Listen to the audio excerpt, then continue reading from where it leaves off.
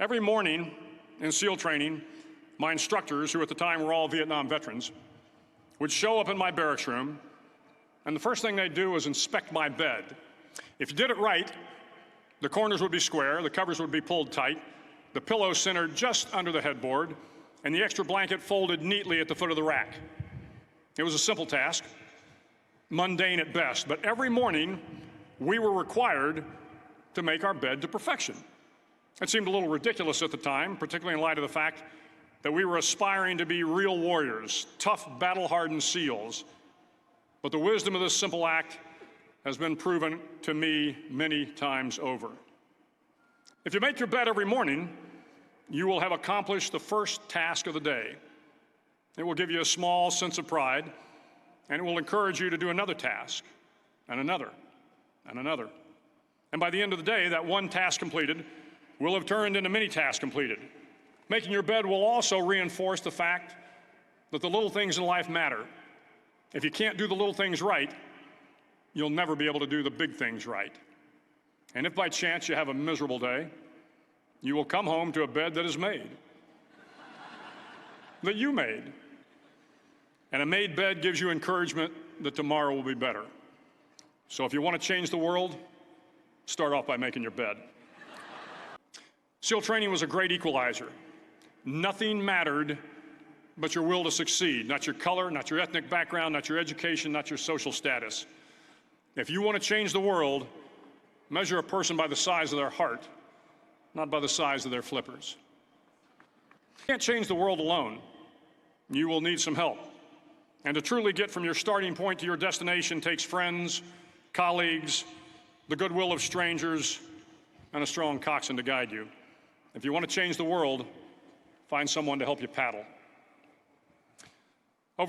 Several times a week, the instructors would line up the class and do a uniform inspection.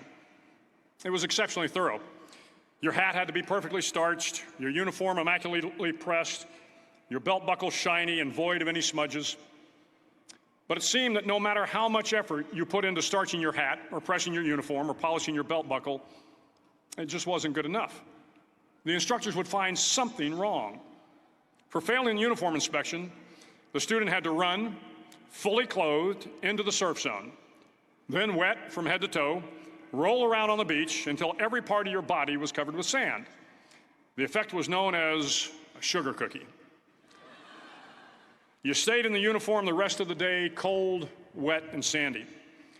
There were many a student who just couldn't accept the fact that all their efforts were in vain, that no matter how hard they tried to get the uniform right, it went unappreciated.